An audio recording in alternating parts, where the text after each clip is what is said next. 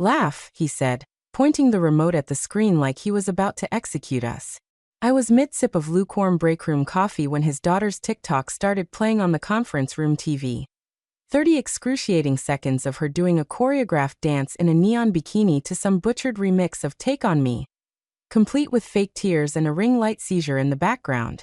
I blinked once, twice. Around me, grown adults chuckled on cue, like trained seals with mortgages. I didn't.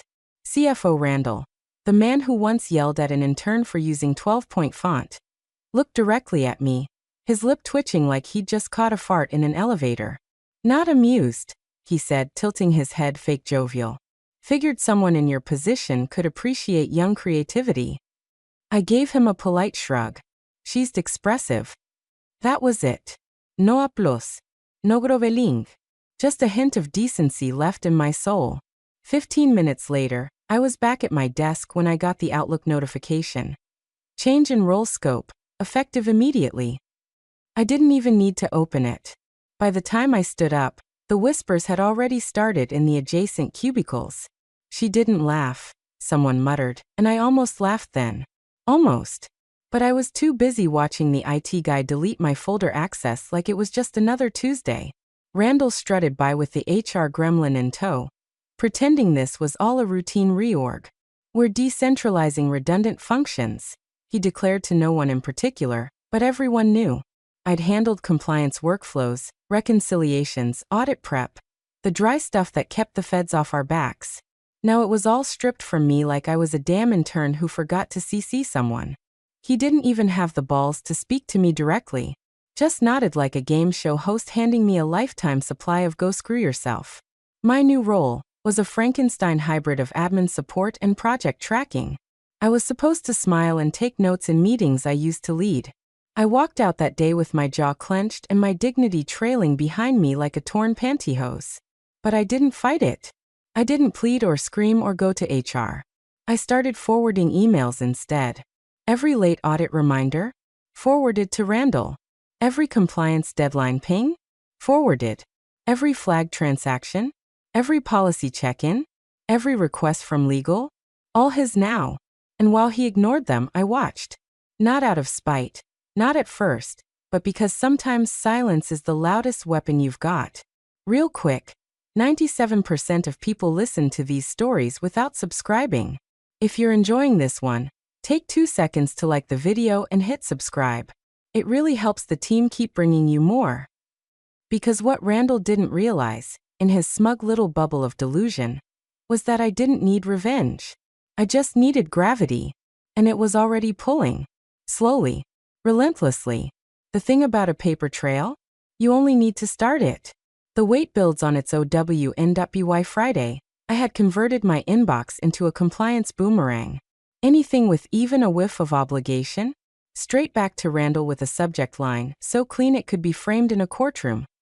Per updated delegation of responsibilities. I made sure every email sounded helpful, respectful, and just uncertain enough to cover my own ass. Hi Randall, just confirming whether I should proceed with the Q4 reconciliation prep or defer to your review, per the revised reporting structure. Let me know, thanks. He didn't respond. Didn't stop me from forwarding the next one. Flag discrepancy from vendor payout 2817. Auditor requested clarification. Looping you in to maintain compliance continuity. Let me know if you'd like me to assist. Silence. I knew that silence. It was the sound of someone mistaking a bomb for background noise.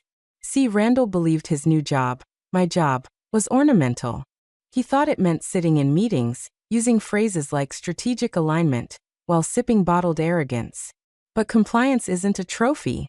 It's a ticking clock. And I just handed him the keys to a clock factory with no instruction manual.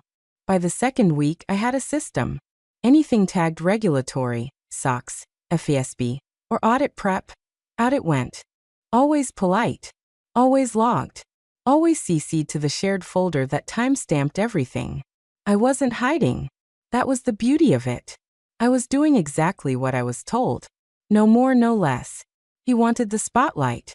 I gave him every lumen. There was a strange kind of peace in it. Like flipping off a tornado from your basement. Co-workers would glance at me in meetings like I was radioactive. Demoted but not disgraced. They didn't understand how calm I was. How still. Because they didn't see what I saw. The slow leak in the hull. The emails he was ignoring. The subtle shift in the way legal started pinging questions to the wrong person. And getting no reply. I wasn't trying to sabotage him. That's the part people never get. I didn't twist any knives. I just stopped catching the ones he tossed in the air. One by one they began to fall. Every signature he forgot to give. Every audit checklist he left unread. Every reminder marked unread or buried under meeting invites with people he wanted to impress. I cataloged it all like a librarian in a burning building. No fireworks. No rage. Just the slow grind of inevitability.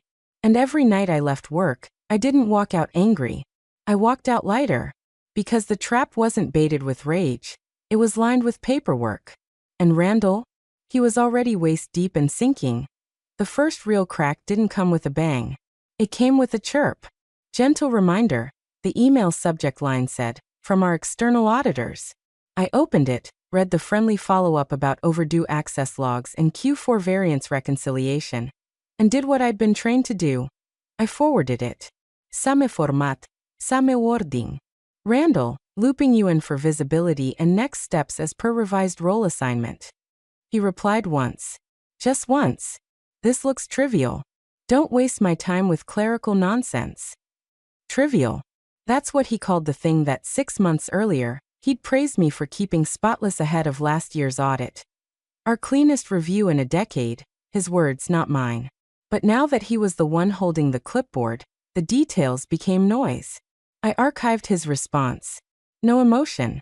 No sarcasm. Just another shovel of dirt onto his own future. A week later, another reminder landed. This time flagged second notice. The wording was still friendly, but the smile behind it was wearing thin. Auditors don't shout. They just escalate in layers. And Randall?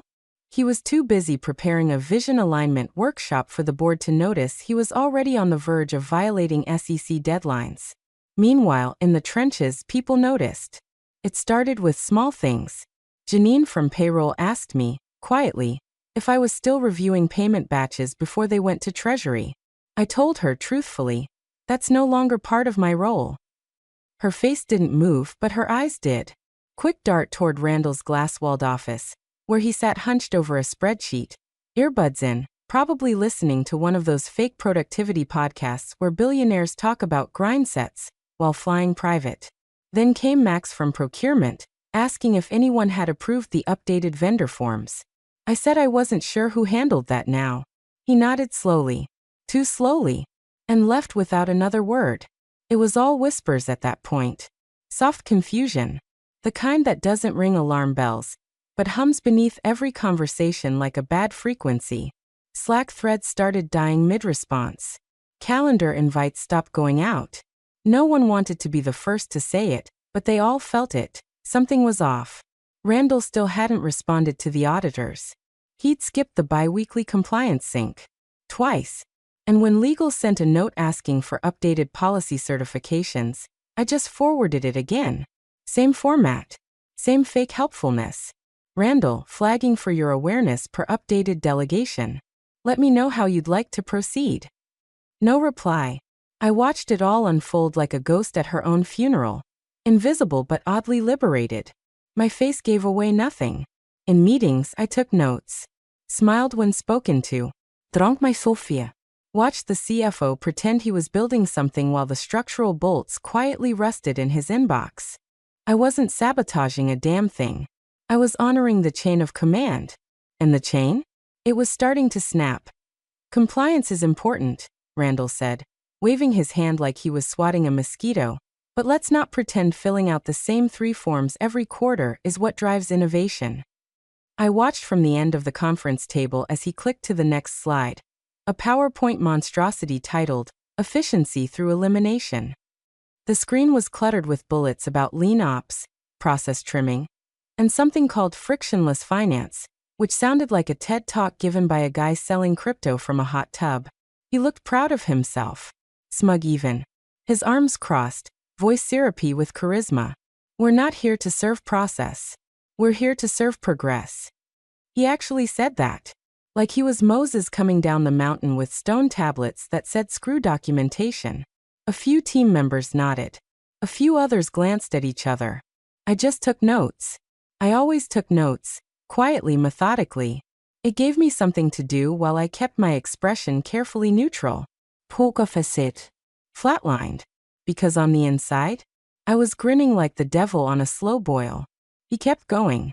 These audits, he said, pacing now, arms open like a game show host. We spend thousands of man-hours every year chasing our tails. I say, cut the fluff. Trust the team. Focus on value. More nodding. A few cautious chuckles. He was performing, and they knew it, but they also knew better than to challenge him. Randall didn't like dissent. He liked applause. And here's the thing. On paper, he sounded bold. Disruptive. That's what gets attention in boardrooms, right? Visionary leader breaks through red tape to drive growth. But under that glossy headline was a rotting foundation. Because all that fluff he dismissed, that was the firewall between this company and a federal fine the size of his bonus.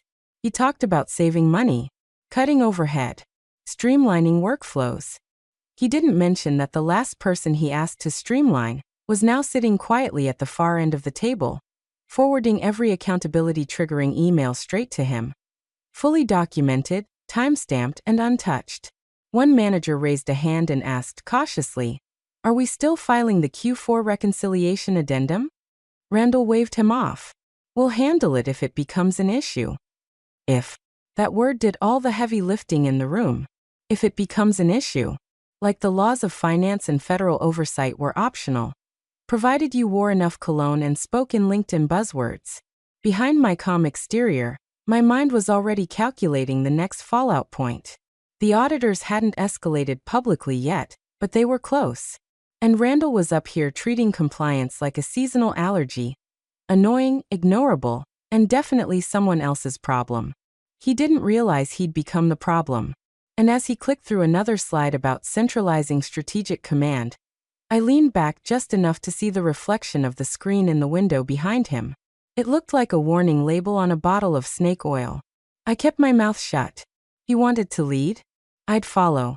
All the way to the cliff. By the third week, the silence had a pulse. It was in the way the air shifted when Randall walked into a room. Less swagger now, more friction. The jokes landed flatter. His metaphors got stranger. One day he said we were a rocket ship strapped to a cheetah chasing a tax refund. I didn't even blink. Just clicked forward on another email flagged urgent. Federal compliance review. The messages were changing.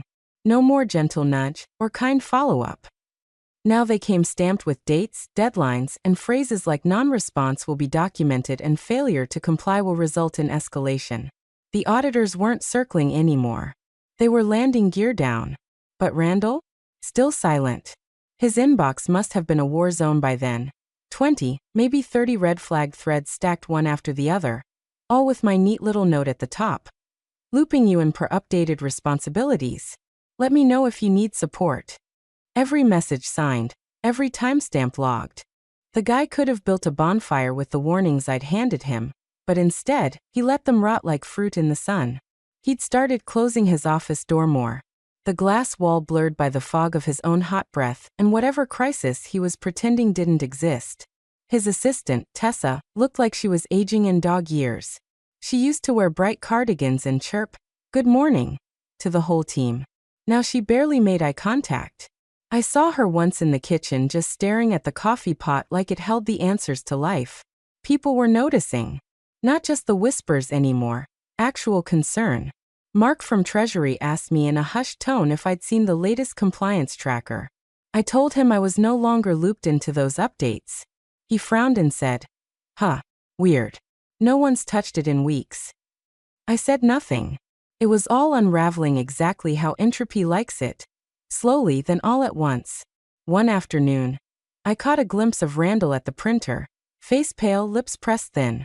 He pulled out a stack of papers and shuffled through them like a gambler reading bad cards. His hands weren't steady. He looked older, smaller, like the weight of what he didn't do was finally starting to sit on his chest. And the best part? I didn't have to say a single word. I wasn't the villain here.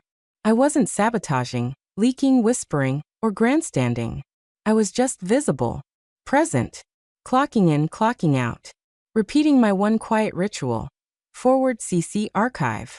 It was like watching a dam crack from the inside, feeling the pressure build with every unchecked box, every unsigned form, every forgotten reply. The storm was close now. You could feel it in the carpet static, in the way people avoided eye contact in elevators, in the pause between emails sent and emails answered. Randall had built his throne on ego and inertia, and now both were crumbling.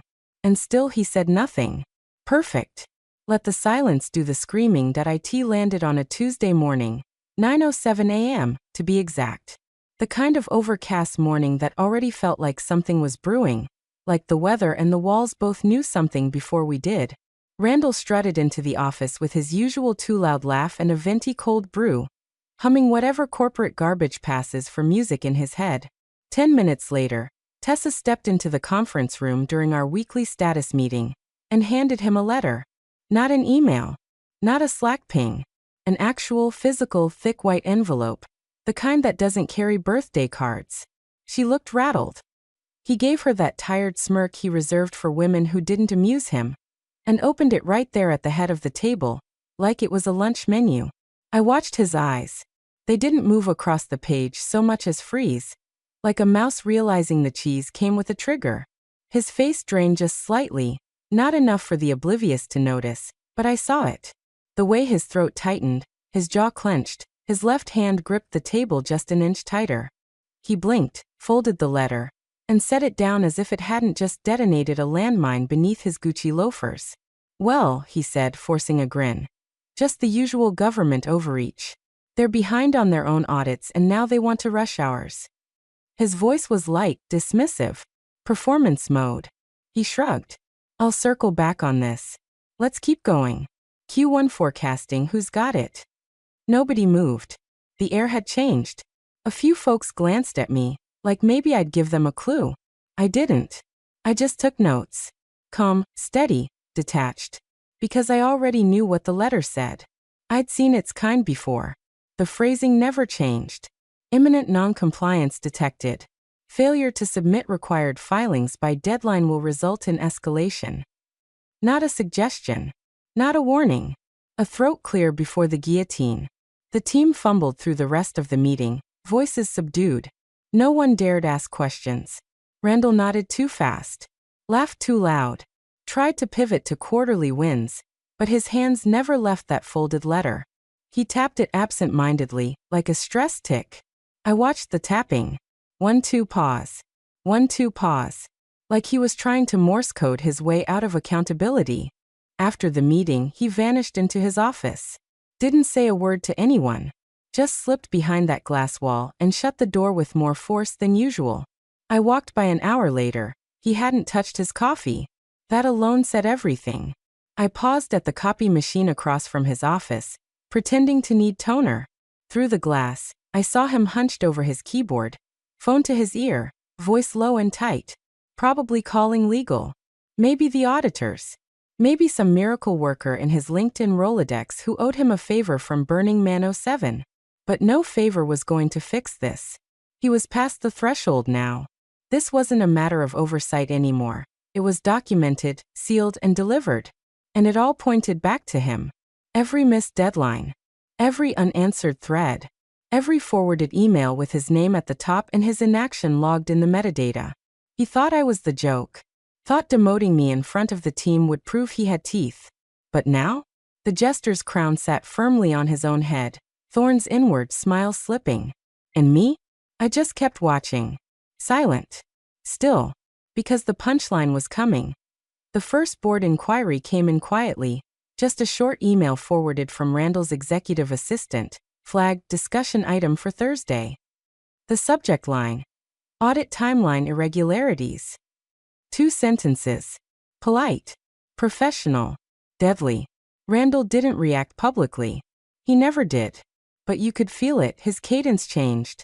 Less of that slow, smug drip he liked to deliver in meetings, more clipped phrases, more rushed conclusions.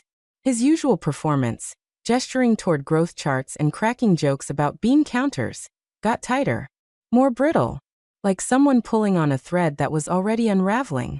Thursday's board meeting was virtual. Cameras on, suits in little boxes, all of them radiating that white-collar suspicion that smelled like lavender cologne and liability insurance. Randall opened with his usual confidence. "We've had some minor turbulence," he said, nodding like he was updating a flight crew. "Just temporary bottlenecks in compliance reporting. My team's a little behind, but we've got it covered." My team. His team. The same team he'd gutted 6 weeks ago when he told me I was better utilized elsewhere.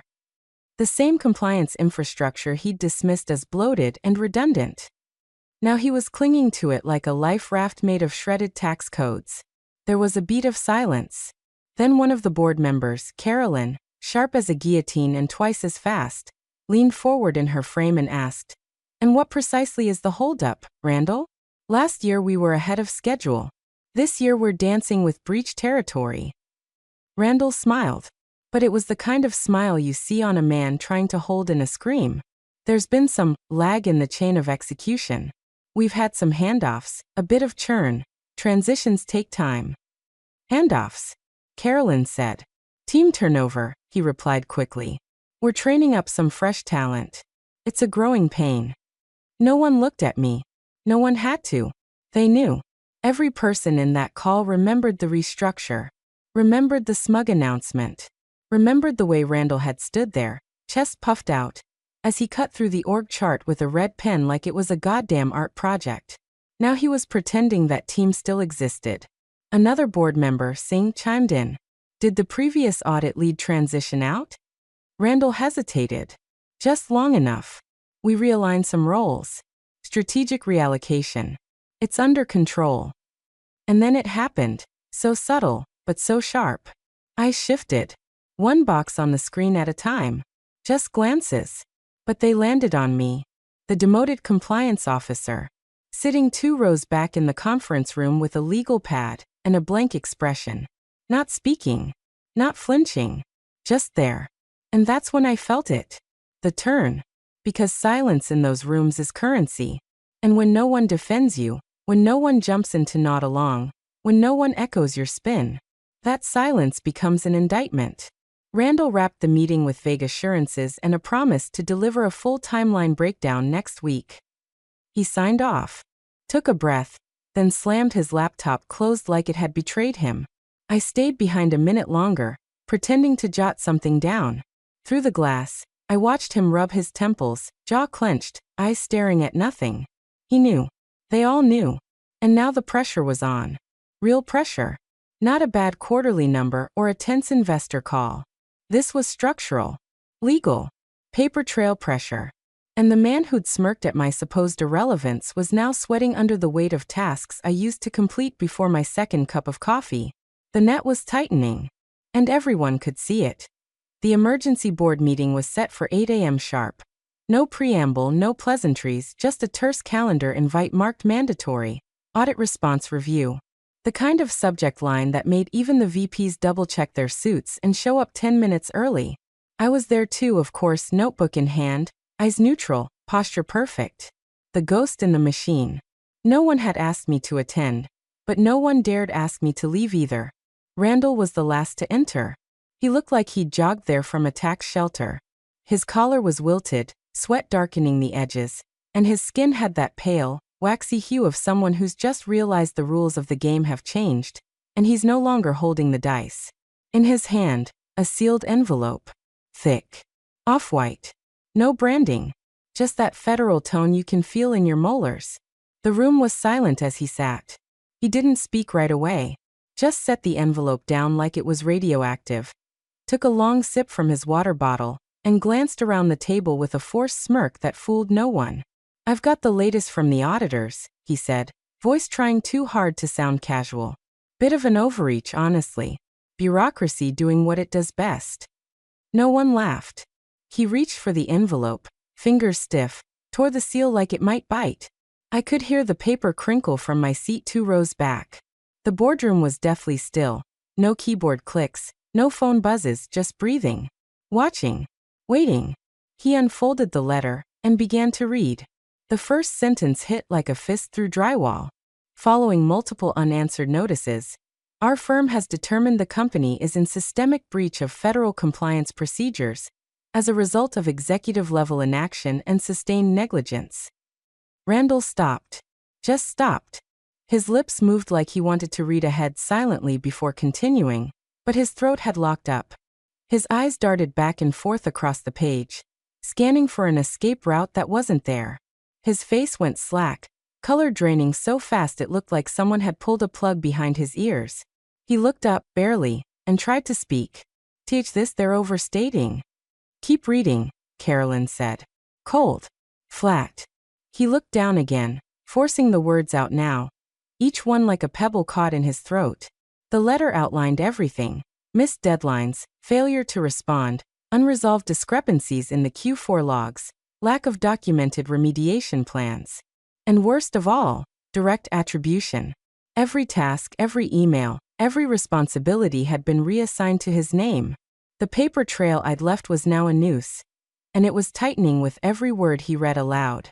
I didn't move, didn't blink, just sat there, calm and composed, invisible in plain sight. A non-threat, a non-voice, just a presence. And yet they all knew. Every person in that room understood the shape of what had happened.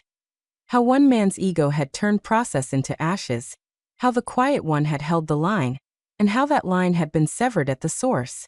When Randall finished reading, the silence didn't come from shock. It came from confirmation. This wasn't new to them. It was just official now. Signed and sealed. He set the letter down with trembling hands, chest rising and falling too fast, as if the very oxygen in the room had turned against him. Eyes darted across the table looking for backup, but found none. Only tight jaws and narrowed gazes. He wasn't the leader anymore. He was the subject of investigation. And I just crossed one leg over the other, still taking notes like this was any other Thursday morning. My heart didn't race. My hands didn't shake. Because this ending had been written weeks ago. All he'd done was open the envelope he tried to keep reading, but the words wouldn't come. The auditors they've determined that. He paused again. His mouth opened, closed. His lips moved, but the sound caught in his throat like a swallowed bone. And then it happened. Not dramatic, not loud, but unmistakable. He stopped breathing. Just for a moment. A beat too long. His chest tightened, jaw clenched, nostrils flared. He gripped the edge of the conference table like the letter had just reached through the paper and punched him in the sternum. The room went so still, I could hear the tiny mechanical hum of the AC vent overhead. His face was a palette of colors no man wants to wear. First white, then blotchy red, then an ashen blue around the temples. And no one moved to help him. Not Carolyn. Not Singh. Not the junior VP who used to laugh at all his dumb metaphors. They just sat there, motionless, watching the collapse of a man who built his tower out of bravado and buzzwords, now choking on the dust of his own negligence. The letter sat in front of him like a verdict. It was all there: systemic negligence, failure to comply, direct attribution to the CFO's actions, or inaction rather. The investigators had traced every flag, every delay, every procedural breakdown right back to his desk, to his decisions, his inbox, his ego. No scapegoats this time. No intern to throw under the bus. No miscommunication to hide behind. Only the silence of accountability. He looked up one final time, scanning the faces around the table, searching for a lifeline. But the eyes staring back weren't offering handshakes or lifeboats. They were cold, calculating, already recalibrating for a future that didn't include him. Even Tessa had stopped taking notes. I didn't smirk. I didn't nod. I didn't need to. I just watched. Calm. Unmoving. Satisfied in the way only quiet justice can satisfy. Because the truth didn't need a speech. The paper did all the talking. He had built his whole throne on perception, charisma, volume, charm. But in the end, it wasn't a scream that took him down. It was a whisper. A whisper in the form of 27 unread emails, each more urgent than the last. A whisper in the form of one reassigned task at a time. A whisper that became a storm. And now, There was nothing left to do but watch him drown in the silence he once mistook for submission. Turns out, the only joke was letting him think he was untouchable.